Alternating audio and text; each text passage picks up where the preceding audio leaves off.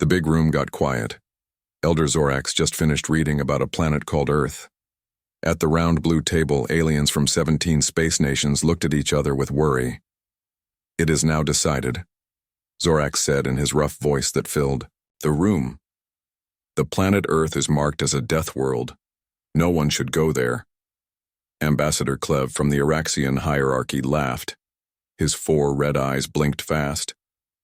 "Elder, this is too much. Yes, these humans fight a lot, but they are far behind us.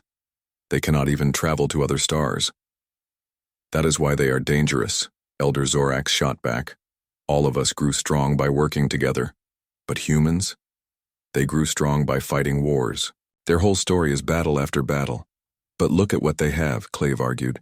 "Their planet has metals and materials we need. The Araxians cannot pass this up." Nara, who spoke for the Tellurian group, raised her thin blue arm. "The facts are clear. Humans can live through things that would kill us. They survive in ice and in burning heat. They heal from wounds that would end our lives.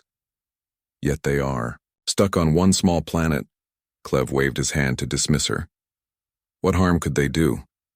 The room fell silent as images appeared on the wall. Videos showed humans fighting wars, climbing mountains in deadly storms, swimming in freezing seas and running across burning deserts. One clip showed a human with a missing leg running in a race with a metal replacement. "This human lost a body part," Zorax explained. "Instead of accepting this limit, they built a new leg and then competed against whole-bodied humans. This is their way." More videos played. Humans diving into fires to save others. Humans lifting crashed vehicles to free trapped people. Humans fighting on despite terrible injuries. "They call it spite," Zorax continued. "When all hope is gone, when logic says to surrender, humans fight harder. They would rather die than give up." The final video showed a small human settlement, attacked by a larger force. Though outnumbered, the defenders fought for days. When their weapons ran out, they used tools. When tools broke, they used rocks and fists. "What happened to the attackers?" someone asked. "There were no survivors," Zorax answered quietly. "The defenders died to the last person.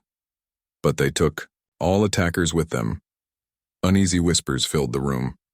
"You show us their worst," Clev argued. "What about their art, their music, even their soft things are not soft," Zorax cut in. "Their love stories end in death. Their lullabies for babies have lines about cradles falling and babies dying. Their children's tales feature eating. The young abandoning children in woods and houses built from bones." The vote happened. The warning would stand, but each space nation would decide if they followed it. As they left, Elder Zorax pulled Clev aside. "Listen well, Araxian. Humans are not like any alien we know. They do not think as we do. They do not give up as we do. And they surely do not forgive as we do." Clev smiled. "We will think about your words, Elder. The humans have a saying." Zorax tried once more. "Let sleeping dogs lie." It means do not disturb dangerous things that are currently quiet. "We have no fear of Earth dogs, Elder," Clev replied. "The dog is not Earth," Zorax said sharply. "The dog is humanity, and you plan to kick it awake." Zorax watched the younger alien walk away and felt a deep sadness. The Araxians would not listen. They never did. Their empire grew through taking what they wanted. Until now, that had worked, but humans were different. Zorax turned to the Earth display once more. Such a small blue planet. So easy to underestimate. The Galactic Council had found it by accident. A probe meant for another system had broken down near Earth and caught signals: radio, television, internet. The Council had watched humans for 50 years, learning their languages, studying their wars, seeing how fast they progressed. Most aliens took thousands of years to go from simple tools to space travel. Humans did it in a few hundred. If left alone, they might become peaceful, enough to join the wider galaxy in another 1,000 years. But they would not be left alone. Zorax knew it now. 3 months later, the Araxian ship Dominant Vision entered Earth's solar system. It stayed hidden as it moved toward the third planet. The Araxians thought their technology was too advanced for humans to detect. They were wrong. Captain Joe Green looked at the strange readings on his screen. He was on the space station Liberty Point, which orbited Earth. "Liz, are you sure this is right?" he asked his science officer. Lieutenant Liz Baker nodded with a worried face. "Yes, sir. Something big is out there. It's trying to hide itself. And it's definitely not from Earth." Joe rubbed his short beard. People on Earth had always wondered if aliens existed, but they didn't expect first contact to happen with aliens. "Trying to sneak around? Call command. Put all stations on yellow alert," Joe ordered. "Don't jump to conclusions, but let's be ready for anything." As Liberty Point watched the alien ship, warning signals went out to defense stations across the globe. Within 6 hours, all of Earth's hidden defense systems were quietly woken up. On the alien ship called Dominant Vision, Commander Kyvex looked at the blue planet below. "Simple defenses, few space stations," he said to his second-in-command. "Start looking for valuable minerals. Focus on rare metals first." "Sir," his sensor officer called out suddenly. "Something is scanning us from multiple places. I think they see us." Kyvex laughed. "That's not possible. Our hiding technology is far beyond what they could detect." "But sir, their space stations are tracking us very accurately." Kyvex thought about this. "Strange. Maybe these humans are smarter than we thought. It doesn't matter. Keep working. If they cause problems, we'll show them how powerful we are." Down on Earth, leaders from all countries met in an emergency meeting. Military commanders shared what they knew, while scientists studied the data from Liberty Point. General Susan Hill stood before the world leaders. "For over 50 years we've prepared for this day. Operation Starfall is now active." No one spoke. Operation Starfall was the secret plan for alien contact. Most people in the room hadn't even known it existed until today. "How long have we known?" asked the leader of Japan. "Since 1972, Susan answered. A small ship crashed in Siberia. The Russians recovered it and eventually shared the technology. Every major nation has been quietly preparing ever since." "So all the political fights, the Cold Wars?" asked another leader. "A show," Susan said simply. "Behind closed doors? We've been working together because we knew this day would come. The public wasn't ready to know." Around the world, hidden doors opened in mountainsides. Secret bases that appeared on no maps powered up. Underground factories that had been making special weapons for decades increased production. Joe didn't know all the details, few did, but he knew the aliens had made a big mistake. "What's happening?" asked Liz, seeing new signals appear on her screen. "Command is implementing Starfall," Joe answered. "What's Starfall?" Joe smiled. "Remember all those science fiction movies where aliens attack and humans are caught completely unprepared?" Liz nodded. "Well, some smart people in the 1970s decided that was a dumb plan. So they made sure it wouldn't happen that way. Across Earth, special units moved into position. These men and women had trained their whole lives for this moment, using weapons reverse-engineered from crashed alien ships. For 50 years, the world's governments had kept the biggest secret in human history. We were not alone, and we were getting ready." In the Nevada desert, doors slid open in the sandy ground. A fleet of small ships rose into the air, human-made vessels using technology adapted from the Siberian crash. They looked odd, a mix of sleek alien design and blocky human engineering. "Launch the observer drones," Joe ordered. "Let's get a closer look at our visitors." Small objects shot from Liberty Point toward the alien ship. On the Dominant Vision, Kyvex was getting annoyed. "Sir, the humans have launched small flying machines toward us," reported his officer. "Destroy them," Kyvex ordered.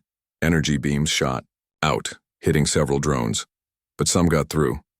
"Sir, these drones, they're using deflection technology similar to our own," the officer said with surprise.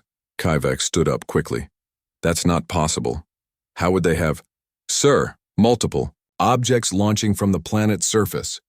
On screens throughout the ship, the Araxians watched as hundreds of small vessels rose from Earth. They didn't look like Araxian ships.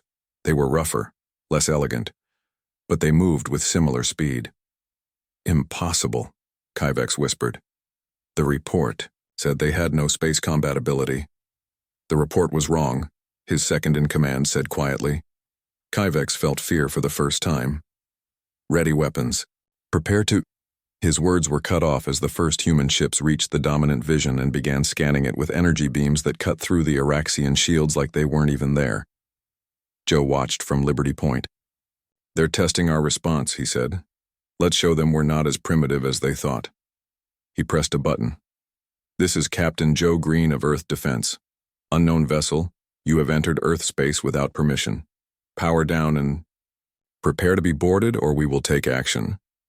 On the dominant vision, Kyvex heard the message and laughed. They think they can threaten us? Fire a warning shot. Show them what real technology can do. The Araxian ship fired an energy beam toward Earth. It was meant to hit the ocean as a show of power. It never reached the atmosphere. A shield of energy that should have been beyond human capability, absorbed the blast. Now they've done it, Joe said quietly. They fired first. All across Earth, the real defense systems activated. The dominant vision sent 3 smaller ships toward Earth. Their job was simple. Get rock samples and maybe catch some humans for study. Remember, Commander Kyvex told his teams, try not to be seen. If humans fight back, you can stun them. But don't kill them. The hierarchy wants materials, not a war. The small ships went to 3 different places. One to mountains in Russia, one to the empty middle of Australia, and one to the thick forests of Brazil. The Araxians picked these spots because they thought no humans lived there. They were very wrong. In Russia, Captain Anna Petrova watched the alien ship land through special night vision goggles. She and her team had been camping in these mountains for 3 days, ever since the alien ship was first spotted. Target has landed, she said into her radio. Delta team, hold position. Beta team, circle around to the east. We'll take the west. Remember, stun weapons only. Command wants prisoners. Anna had trained for alien contact since she joined the military 15 years ago, but she never really thought it would happen. Now she was about to meet real aliens. Ma'am, her second-in-command whispered, look at what they're doing. Through her goggles, Anna could see 4 aliens stepping out of their ship. They looked almost human, but with 4 arms and blue skin that seemed to glow slightly in the dark. They carried tools and began digging into the ground. They're taking samples, she said, just like the briefing said they would. In Australia, a similar scene played out. The alien ship landed in what looked like empty desert, but under the red sand, a secret base had been watching and waiting. Colonel Rick Patel and his team emerged from hidden doors as the aliens began their work. Greetings, Rick called out through a speaker. This is Earth Defense Force. You have entered Earth territory without permission. Drop your tools and lie face down on the ground. The aliens spun around, shocked to hear a voice in what they thought was empty land. One of them raised a strange-looking gun and fired. Nothing happened. Rick smiled. The special suits his team wore had been designed based on the technology from the 1972 crash. The alien weapons couldn't hurt them. Last warning, Rick called. Surrender now. The aliens fired again. This time, Rick's team fired back. Not with bullets, but with weapons that shot out sticky foam. The foam hit the aliens and hardened instantly, leaving them stuck in place, unable to move. In Brazil, things went differently. The aliens landed their ship in a clearing in the forest. As they started taking samples, Sergeant Carlos Diaz and his team watched from the trees. Hold position, Carlos ordered. Let's see what they do. The aliens seemed focused on the soil and plants. They were putting samples into containers and scanning the area with strange devices. Then one of the aliens pointed a scanner at the trees where Carlos and his team were hiding. The device made a beeping sound. I think they found us, Carlos whispered. The alien shouted something to its teammates.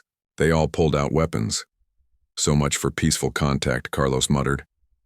Take them down. His team fired special darts that could go through the aliens' protective suits. The darts didn't kill, they just put the aliens to sleep. But one alien managed to send a message to their main ship before falling unconscious.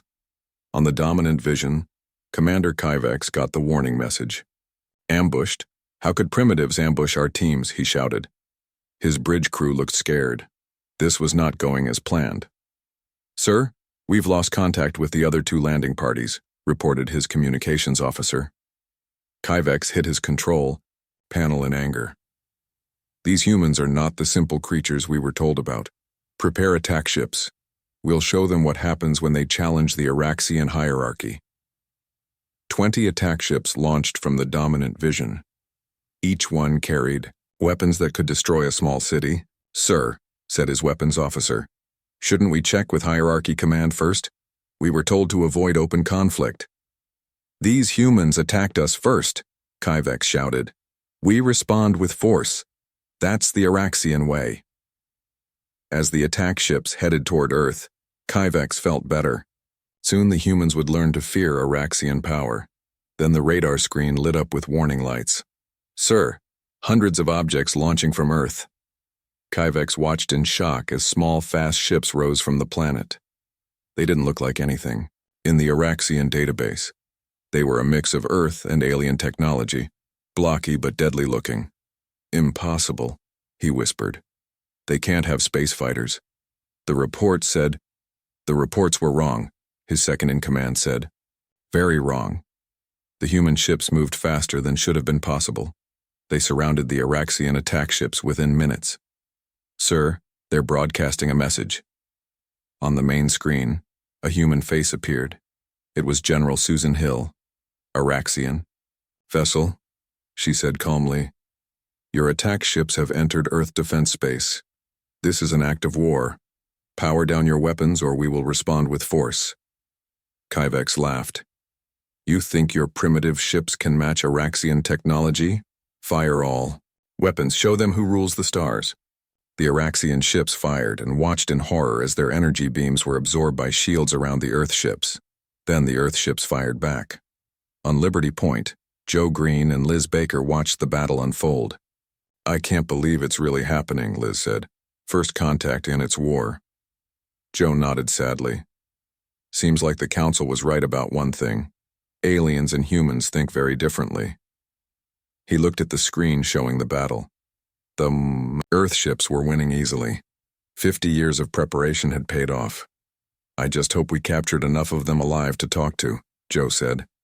This isn't how first contact was supposed to go. 2 weeks after the battle, Admiral Bob Stone stood in front of the United Nations.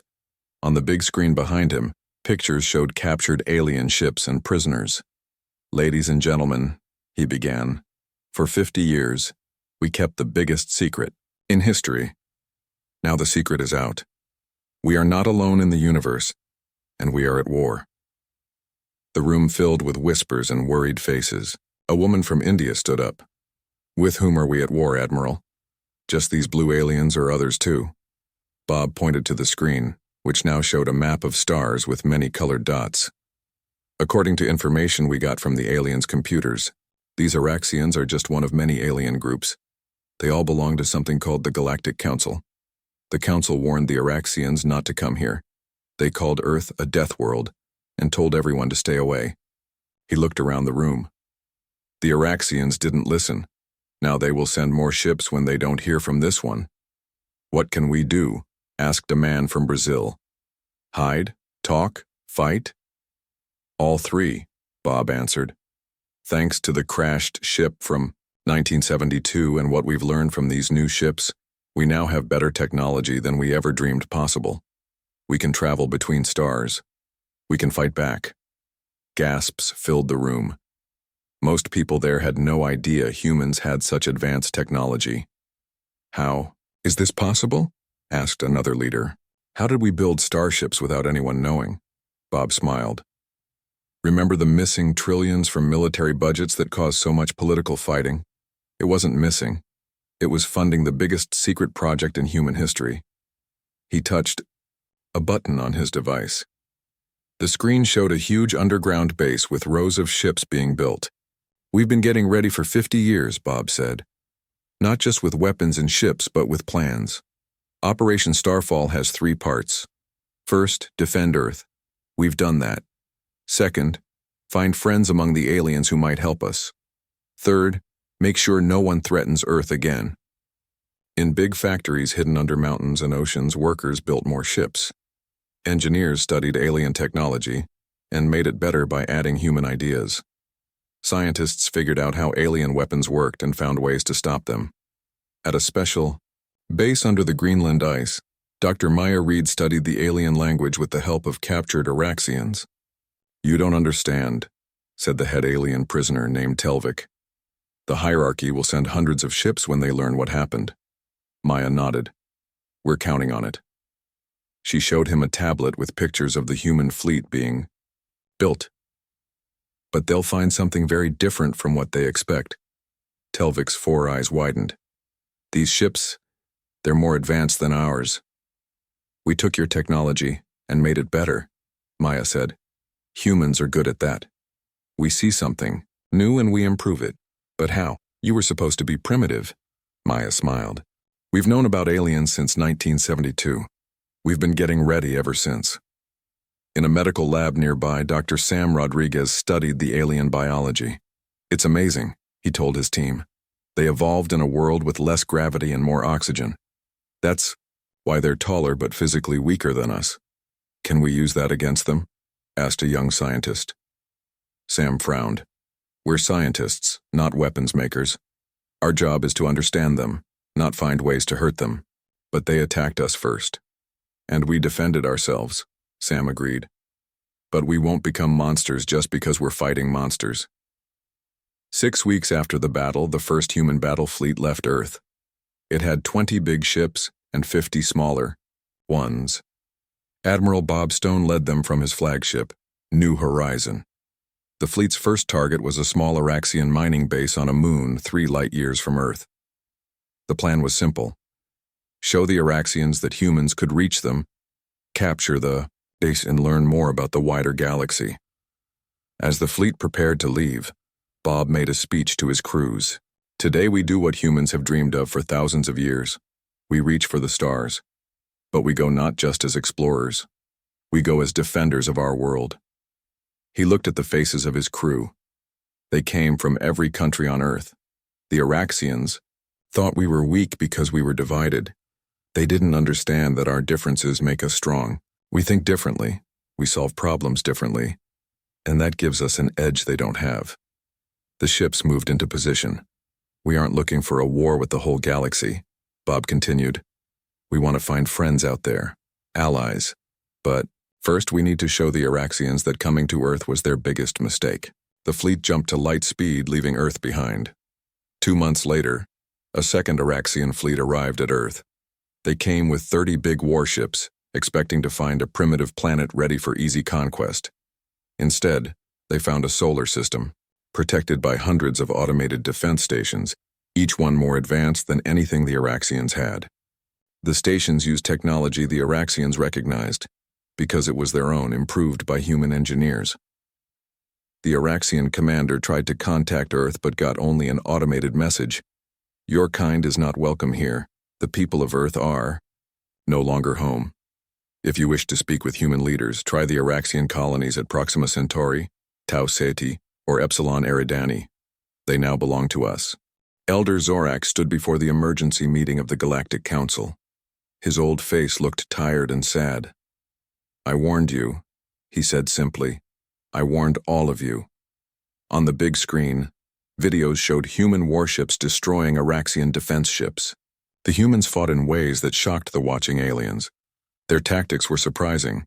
Their weapons were like improved versions of Oraxian technology that somehow worked better than they should. Ambassador Klev's seat was empty. The Oraxian hierarchy was in chaos.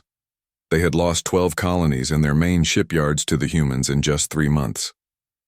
"These humans," Zorax continued, "have done in half a year what most species need 20 years to do. They not only learned how to travel between stars but made weapons and shields that our scientists don't even understand." Nara from the Tellurian group spoke up. "The humans have sent a message. They want to talk to the council." Worried whispers filled the room. "I have seen their message," Nara said. "They don't want to destroy the Oraxians or take over other worlds. They want 3 things. First, everyone must agree that Earth belongs to humans. Second, the Araxians must pay them for attacking Earth. Third, humans want a seat on this council. That's crazy, several aliens shouted at once. Zorax held up his hand for quiet. Is it crazy? The humans beat one of our strongest members. Do we want to see if they can beat the rest of us too? The room went quiet as the screen changed to show a human woman in a military uniform, standing on the bridge of a starship. Greetings, Galactic Council. I am Admiral Betty Chen of Earth's Space Defense Force. We are sorry that our first meeting with Galactic Society had to be in war, but we will not say sorry for protecting our world and our people. Her eyes seemed to look directly at each council member. The Araxians broke your own rules when they came to Earth. They paid the price for that mistake. Now we offer you a choice. Accept humans as equals, with all the rights and responsibilities. That means, or face the consequences of continued fighting. She smiled. And somehow that smile was more scary than any threat. We hope you choose to be friends. Humans would rather have friends than enemies. But make no mistake, we are ready for either. As the message ended, Elder Zorax looked around, at the stunned faces of the other council members. The warning was given and ignored, he said quietly. Now we must live with what happens next. The humans have a saying, speak softly and carry a big stick. Perhaps it's time we learned from them. One by one, the council members voted. Earth would be accepted.